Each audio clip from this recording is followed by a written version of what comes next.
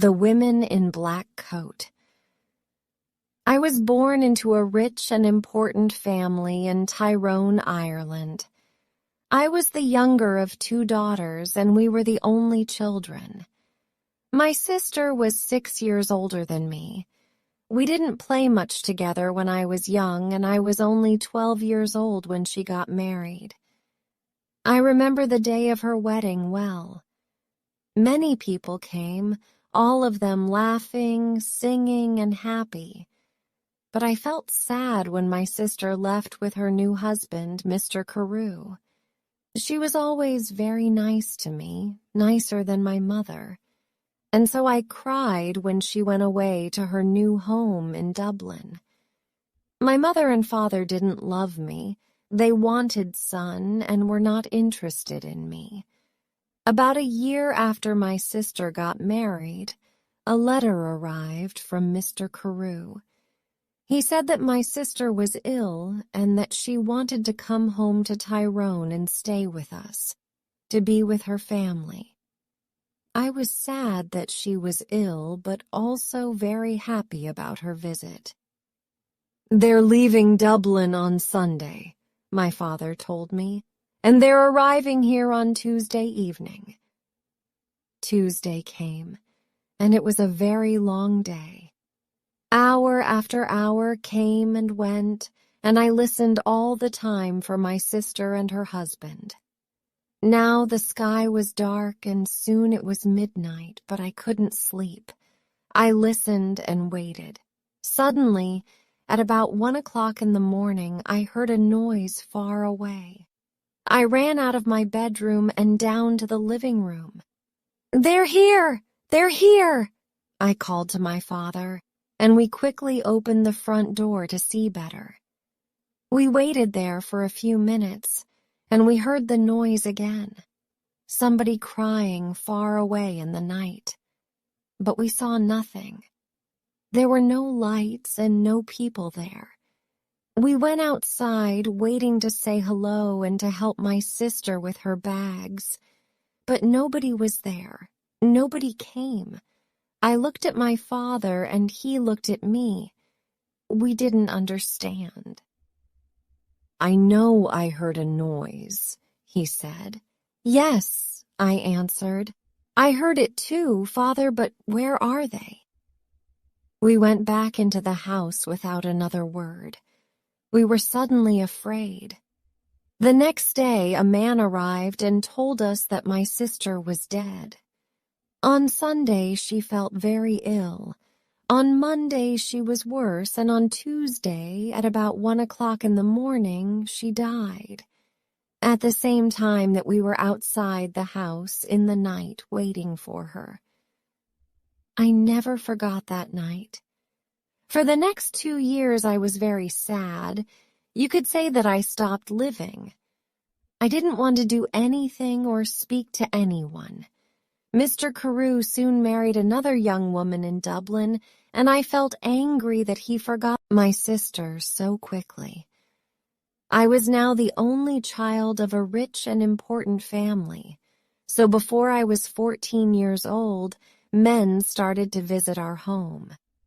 They wanted to meet me and perhaps to marry me. But I didn't like any of these men, and I thought I was too young to be married. When I was 16, my mother took me to Dublin. "Dublin is a big city," she said. "We're going to meet richer and more interesting men than the ones back home in Tyrone. We can easily find you a good husband in Dublin." In Dublin, I began to be happier. I met a lot of friendly people, and I went dancing every evening. A lot of young men came to speak to me and asked me to dance. I liked talking to them. I started to live and laugh again, and I didn't think about my dead sister all the time. But my mother was not so happy. She wanted me to find a husband quickly. One night before I went to bed, she came into my room and said, "Do you know Lord Glenfallen?" "Oh, yes," I answered. "He's that ugly old man from Caergilloch." "He's not ugly, and he's not old, Fanny," my mother said quickly. "He's from a very rich and important family, too, and he wants to marry you. He loves you. Loves me. Wants to marry me." "But he's making a mistake, Mother," I said. "I don't love him. I can't marry somebody I don't love." "Think about it, Fanny," my mother answered quietly. "He's a good man and he wants to marry you. You're a very lucky young woman." My mother left the room and I sat quietly for a long time. Lord Glenfallen was a nice, friendly man, I thought.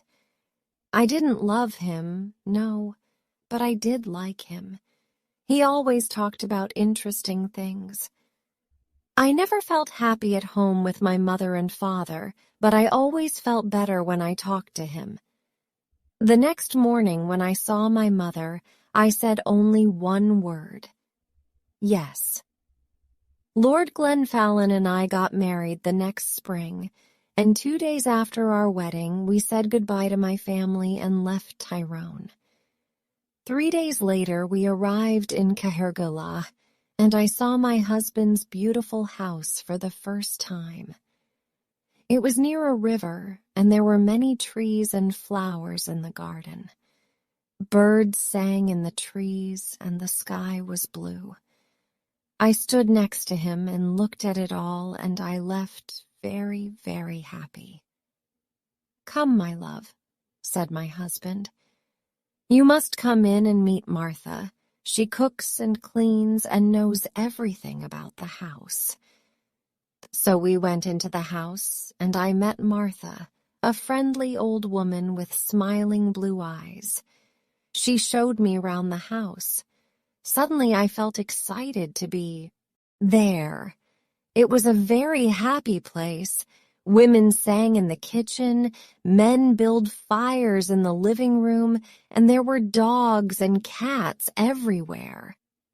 "Come with me now, madam," said Martha, "and look at your bedroom. Then we can take up your bags, and you can wash before dinner." I followed her, and soon we arrived at a big brown door. "This is your room," she said, and she opened the door. I stood and looked, suddenly cold with fear. In front of me stood something big and black. I didn't know what it was. I thought it was an old coat, but without anybody inside it. I jumped back quickly, very afraid, and moved away from the door. "Is something wrong, madam?" Martha asked me. "Nothing. Perhaps it's nothing," I answered quickly. "But I thought I saw something in there. I thought I saw a big black coat there when you opened the door." Martha's face went white with fear. "What's wrong?" I asked her. Now you looked frightened. "Something bad is going to happen," she said.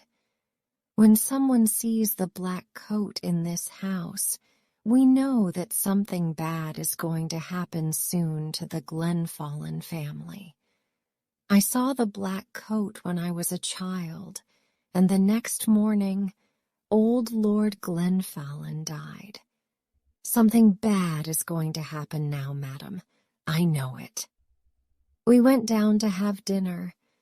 I felt unhappy and afraid, but I didn't say anything to my husband about the black coat. I wanted to forget about it and be happy again. The next day, Lord Glenfallen and I went for a walk together to look round the house and gardens because I wanted to know my home better. "I like this house and all the people here," I said, "and I'm happy to be here with you. It's much better than Tyrone." My husband was very quiet for a long time. He walked with his head down, thinking. Then, suddenly, he turned to me, took my hand and said, "Fanny, listen to me. Listen carefully. There's something I must ask you. Please, only go into the rooms in the front of the house. Never go into the rooms at the back of the building or into the little garden by the back. I door. Never. Do you understand me, Fanny? His face was white and unhappy. I understood his words, but I didn't understand why he was a suddenly different man. Here at Cahergilla, he never smiled or laughed anymore. Perhaps the back of the house was dangerous, I thought, but he didn't want to talk about it anymore. We went back to the house without speaking, and again I tried to forget his words and to be as happy as I was before. It was about a month later that I met the other woman for the first time. One day I wanted to go for a walk in the gardens. It was a beautiful day, and I ran up to my room after lunch to get my hat and coat. But when I opened the door of my room, there was a woman sitting near the fire. She was about 40 years old, and she wore a black coat. Her face was white, and when I looked closely, I saw that her eyes were white too. She was blind. "Madam," I said, "this is my room. There is a mistake." "Your room," she answered. "A mistake? No, I don't think so. I don't think there's a mistake. Where is Lord Glenfallen?" "Down in the living room," I said. "But who are you, and why are you here in my room?" "Tell Lord Glenfallen that I want him," was all she said. "I must tell you that I'm Lady Glenfallen, and I want you to leave my room now," I said. "Lady Glenfallen, you are not," she cried and hit my face very hard. I cried out for help, and soon Lord Glenfallen arrived. I ran out of the room as he ran in, and I waited outside to listen at the door. I did not hear every word, but I knew that Lord Glenfallen was very angry and Blind Woman was very unhappy. When he came out, I asked him, "Who is that woman, and why is she in my bedroom?" But my husband didn't answer me. Again his face was white with fear. His only words were, "Forget her." But I did not forget her, and every day it was more and more difficult to talk to my husband. He was always quiet now, always sad and afraid. He sat hours and looking into the fires with his unhappy eyes. But I didn't know why, and he didn't want to tell me. One morning after breakfast, Lord Glenfallen suddenly said, "I have the answer. We must go away to another country, to France or Spain, perhaps. What do you think, Fanny?" He didn't wait for my answer, but left the room very quickly. I sat and thought for a long time. Why must we leave Cahergilla? I didn't understand, and I didn't want to go too far away from my mother and father in Tyrone. They were old now, and my father was sometimes ill. They didn't love me very much, but I wanted to be near them. I thought about it all day, and I didn't know what to say to my husband when he arrived back in the evening and came in to dinner. I said nothing. After dinner, I was very tired, and I went up to my bedroom early. I wanted to have a good night's sleep and think about it all again the next day. I closed my eyes and went to sleep. But I did not sleep well because I dreamed of the black coat. Suddenly, I woke up. Everything was dark and very quiet, but somebody was at the end of my bed. There was a hand with a light, and behind the light was the blind woman. She had a knife in her other hand. I tried to get out of bed and run to the door, but she stopped me. "If you want to live, don't move," she said. "Tell me one thing. Did Lord Glenfallen marry you?" "Yes, he did," I answered. "He married me in front of 100 people." "Well, that's sad," she said. Because I don't think he told you that he had a wife. Me. I am his wife, not you, young woman.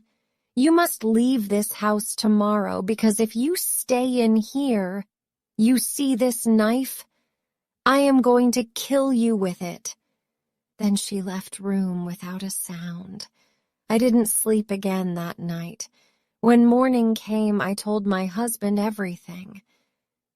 Who is the blind woman? I asked him. She told me last night that she is your wife, that I'm not your wife. Did you go into the rooms at the back of the house? Asked my husband angrily. I told you that you must never go there. But I didn't, I answered. I was in my bed all night. She came to me. Please tell me what is happening. My husband's face was white again now, and he didn't speak for a long time. Then he said, No, she is not my wife. You are. Don't listen to her. She doesn't know what is saying. And he left the room. I ran to find Martha. I didn't like this house anymore. My husband was a difficult man, and I didn't understand him. Who was the blind woman? I wanted to know everything. Don't cry, madam, said Martha when I found her. Sit down and listen to me. What I am going to tell you is not very nice. The blind woman, the woman in the black coat, is dead. You saw her ghost.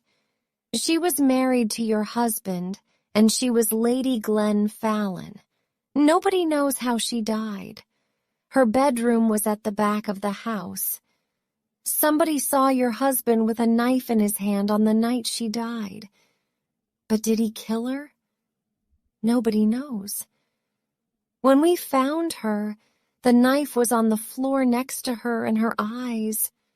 Somebody cut her eyes out after she died. Perhaps he didn't want her to see his other women. His next wife. You. I didn't wait to speak to my husband again. I left that day. I was too afraid to stay another minute at Cahergillagh. I knew that blind woman was going to come back again and kill me. I said goodbye to Martha, took my bags, and told my driver to take me back to Tyrone. I am happy living here with my mother and father now. The house is quiet. I sleep well each night, and they are friendlier to me than they were before. Sometimes my dead sister visits me at night, but I am never afraid. She tells me that the blind woman is trying to find me at Cahergillagh and that she wants to kill me. She is jealous of me, but she can never find me there. She must wait for the next Lady Glenfallen, the end.